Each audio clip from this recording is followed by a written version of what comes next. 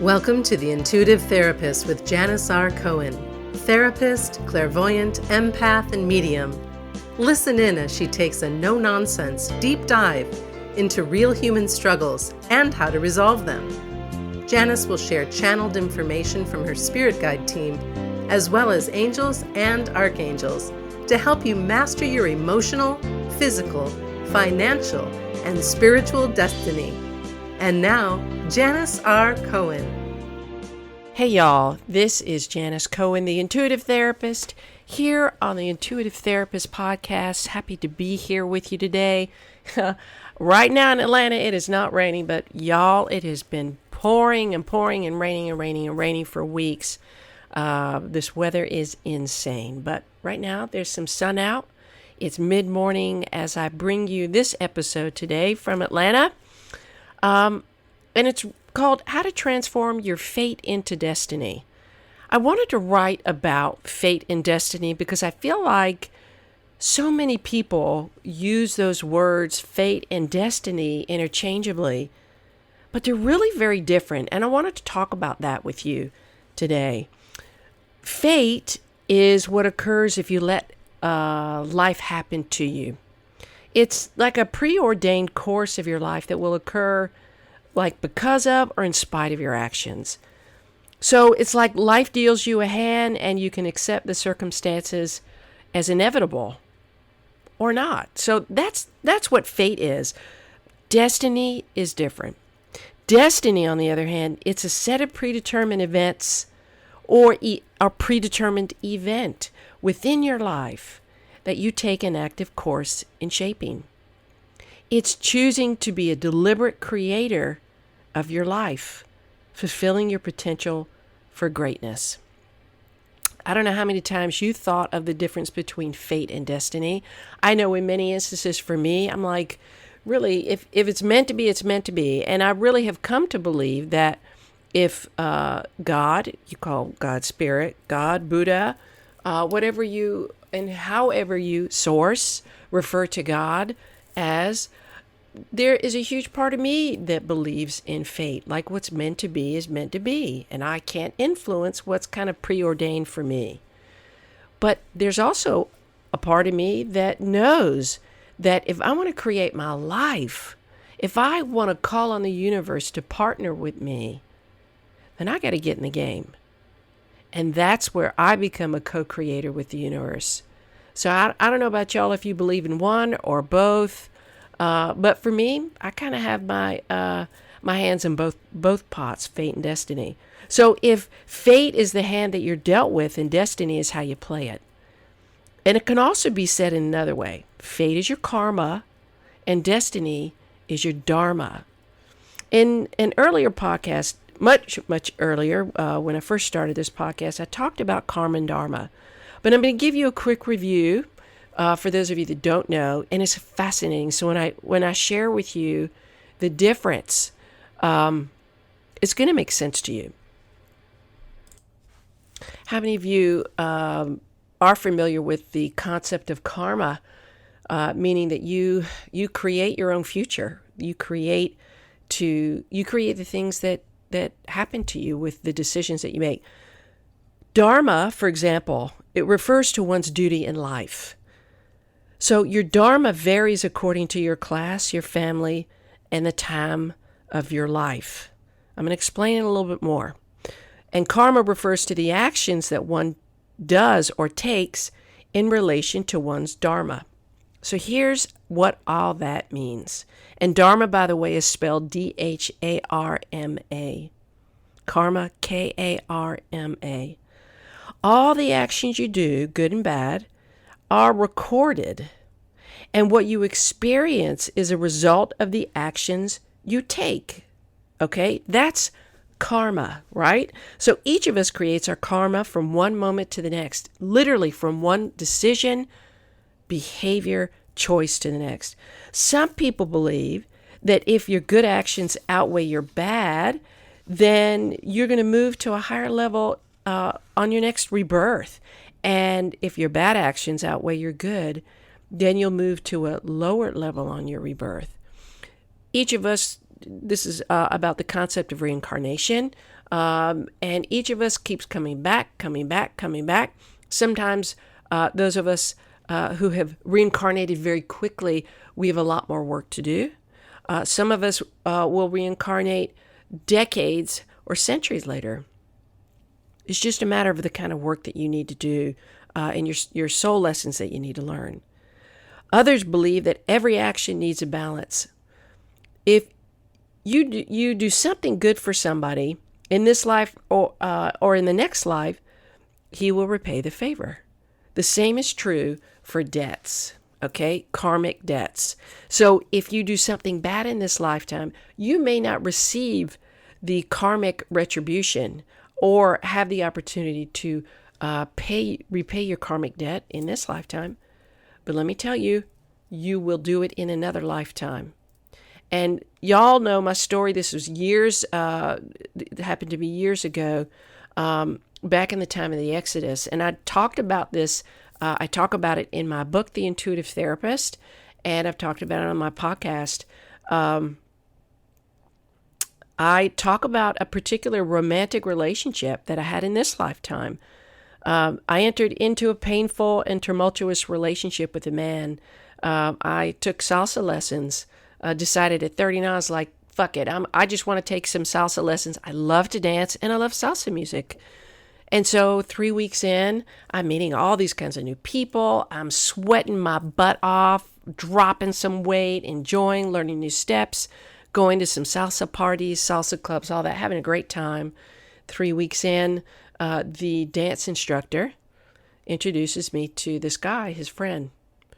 And he paired us up, we danced, and I tried to multitask. I was trying to chew gum, remember dance steps, do the dance steps, and not trip all over myself. So that had a big job to take care of. So I ended up going out. This guy invites me out for some wine, and we're sitting at a bar, and in Atlanta. We just took the car, just went down the way, sat outside. It was a gorgeous night in Atlanta. And we sat at the circular table that was in front of this big window. He was sitting in front of the window. I was away from the window. And he kept looking in. I'm like, what's going on here? We're having a good conversation, sharing wine. I was drying out from my sweat from the dance. And he kept looking in and staring, looking in and staring. And before I knew it, out walked these three beautiful young women. And this guy has the balls to turn his whole head around and follow them as they walk up the street and walk away. That was the first sign. I didn't really find this guy so attractive. I was like, oh, note to self, right? Meanwhile, we finish the evening, finish some wine. I go back to my car. He asks for my number. I'm like, okay, no worries. I didn't really care. Before I knew it, I'm in a relationship with this guy. He was that smooth, that charismatic, and I was that naive. And it was the worst relationship of my life. Outside of, thank God, no physical abuse, no sexual abuse for sure. He exploited me in every possible way, emotionally and psychologically. And by the time I finally ended the relationship 10 months later, I was a mess. I was just beaten down. I had PTSD. And as a clinician, it's a weird thing to help people with that, but all of a sudden to experience that for yourself. And it took me 2 years to work through the PTSD and really understand what the hell happened. So I was exploited. I was humiliated. And like I said, I couldn't get out of the relationship for so many months. It was the weirdest thing. It was addictive, even though I knew in every fiber and cell of my being that this relationship was sick and toxic and harmful and wrong. I couldn't get out of it until one day my whole body shook when I heard him on the phone talking to his ex-girlfriend. He was literally on my porch. I was on the other side of the window, the door. And I just knew, everything in me knew he had been cheating on me, and it was horrible. So I did end the relationship 10 months later. And because I couldn't ignore the signs any longer. And what I found out later was this. I ended up connecting with, I always do this, like it seems happenstance or haphazardly. That's not how spirit works. I connected with this very, very gifted man, psychic, who and healer, who helped me understand what that was about. And that relationship was entirely karmic. And I was paying my karmic debt to this guy, his soul. In karmic debt, in terms of that, in the past lifetime that I'm talking about, I was an Egyptian princess at the time of the Exodus, and he was my Jewish slave. And I exploited him in all the ways in that lifetime that he exploited and hurt me in this lifetime. And what's fascinating, and I could say it now, what's fascinating is I'm Jewish in this lifetime and he's an Arab. So our soul and spirit, God, has an amazing way of helping us resolve karmic debt. But ultimately, we really want to be able to fulfill our dharma, to fulfill our potential, to fulfill the way we are supposed to be living by creating our karma. So there's a saying, karma is the bitch I don't have to be, and it's true. I hear so many stories, and I was talking with somebody just yesterday about the fact that karma, we don't have to do anything. We don't have to take retribution to have somebody else suffer. They create their own shit just like we do, good or bad. And all we have to do is literally step away from whatever situation is toxic or bad. And I know this sounds simple. Sometimes it's very, very complicated to, quote unquote, just step away. We need to get out, and we just need to let go and let God. Because people make their choices, and karma will catch up with them. It may not be in this lifetime, y'all. It may be in, and it may be that it is in this lifetime, but it doesn't directly affect them. It has to do with somebody in their family who is affected by their karma. For example, let's say you're in a crazy relationship. I'll use that example that I gave you. I could have become the psycho ex. That's not my nature, because when I'm done, I'm done. But I could have, and I could have stalked him. I could have slashed his tires. I could have done all that. But I didn't. And maybe you're in a relationship like that in some part of your life where you just want to get back at somebody because they have fucked you royally, right? And you don't know what to do with all this energy that's built up. And you have some sort of retribution. Well, let me tell you, you have just set yourself up for that to come back to you tenfold. Karma is massive. And I'm saying that because I really do want you to kind of be freaked out about it when it comes to doing some bad stuff. I really, really do. I want you to take heed and be cautioned. Don't retaliate. Deal with your shit. Handle your emotions. Get some help if you need to. But don't do anything in retaliation, because you're only causing yourself future harm.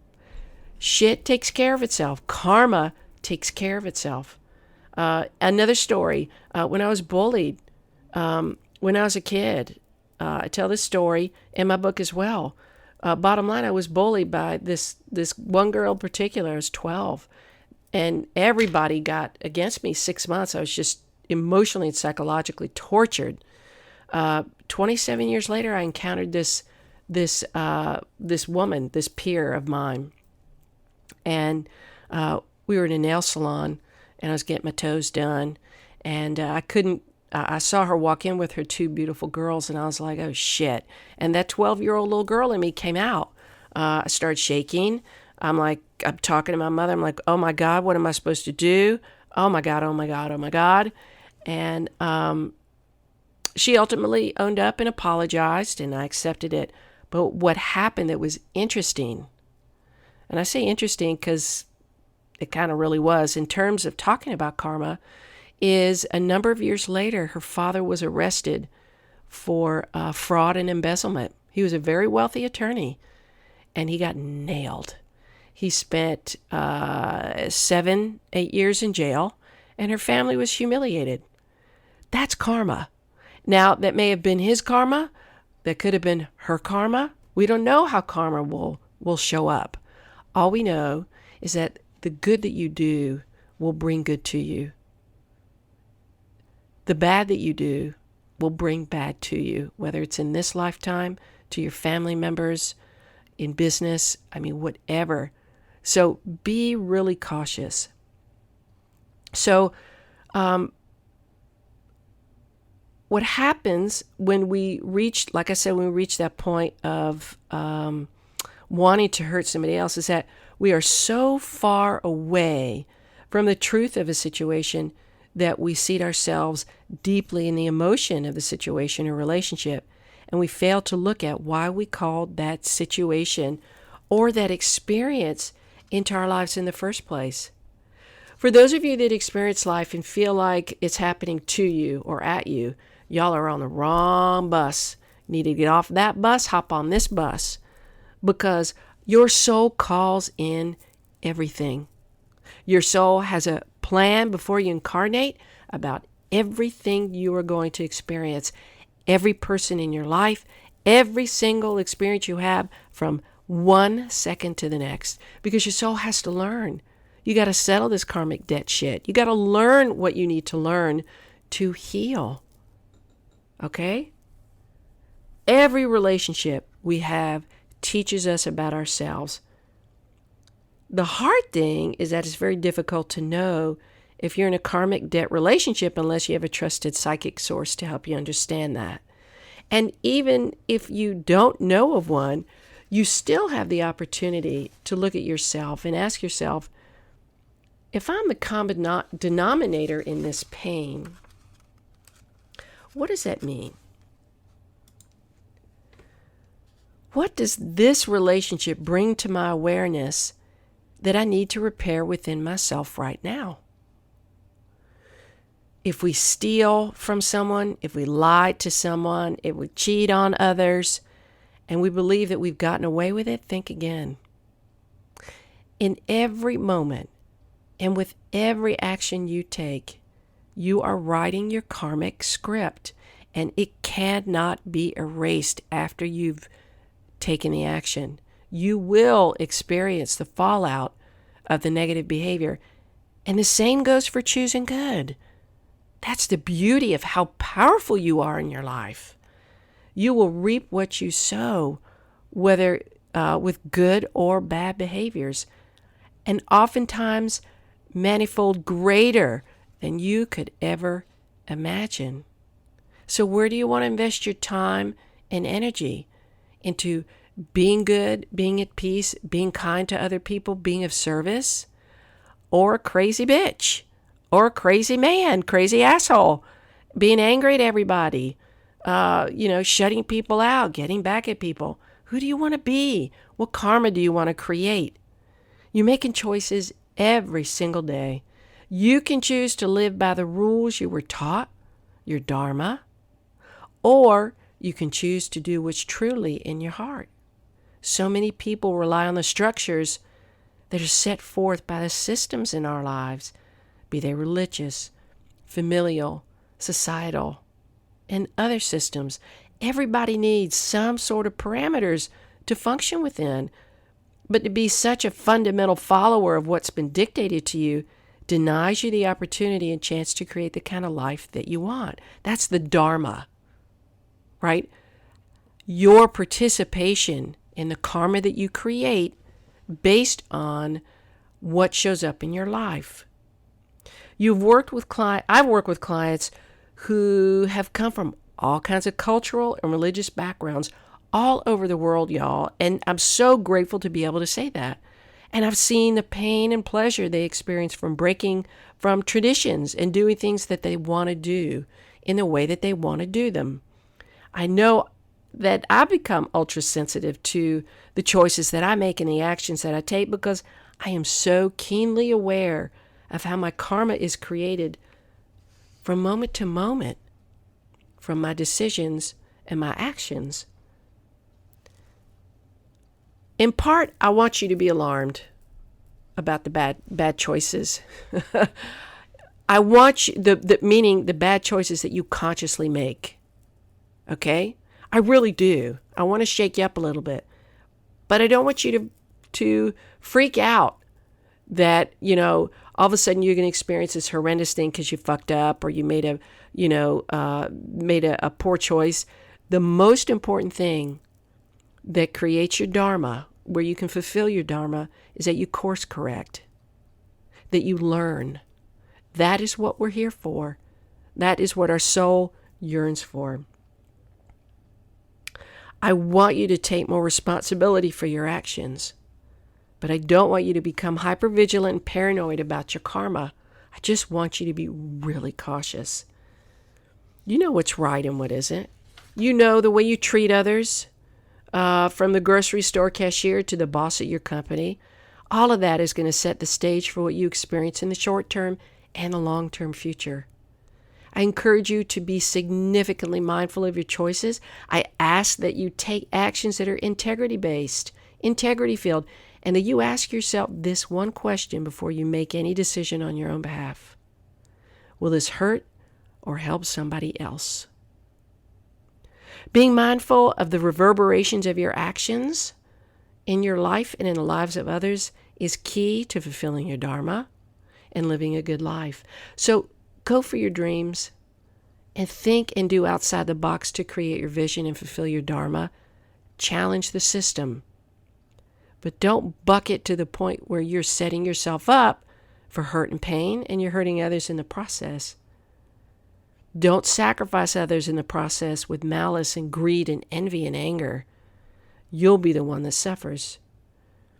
If you can wake up every day and set the intention to act in your own enlightened self-interest, as my daddy said, he used to say that all the time, and lay your head on your pillow each night, knowing that you achieve that, then you're in good standing with yourself, the world, and your karma. You're good. But if you can't, if you lay your head down at night and you're like, oh, I don't think I should have done that, all you have to do is course correct. If you need to take ownership of something and apologize, do it. If you need to start doing something differently, cut out people in your life so you don't feel the peer pressure, do it. Create your karma in such a conscious, intentional way that you fulfill your dharma and live your life's purpose. I hope you've enjoyed today's episode of the Intuitive Therapist Podcast. If you want a reading about anything, love, health, business, anything, mediumship, reach out. 404-558-3971 is my office number. Or you can email me, Janis at janisrcohen.com. Visit my website, reach out to me there. And it'd be my pleasure to help you. And don't forget to hop on over to iTunes, write a review, if you can, whatever you want to say, and rate me, please. Subscribe. Please share this podcast with other people. I'm doing my best to help people be the best versions of themselves. So the more the word spreads, which it has been, and I'm so grateful for y'all for telling people. So thank you. The more I can help people. And again, got some great guests coming up. So cool. So stay tuned. And I wish you a blessed day, a wonderful week. And as always, live intuitively. Thanks for listening to The Intuitive Therapist with Janis R. Cohen. If you like what you heard, the best compliment you can give us is to share this podcast with a friend and subscribe, rate, and review at iTunes.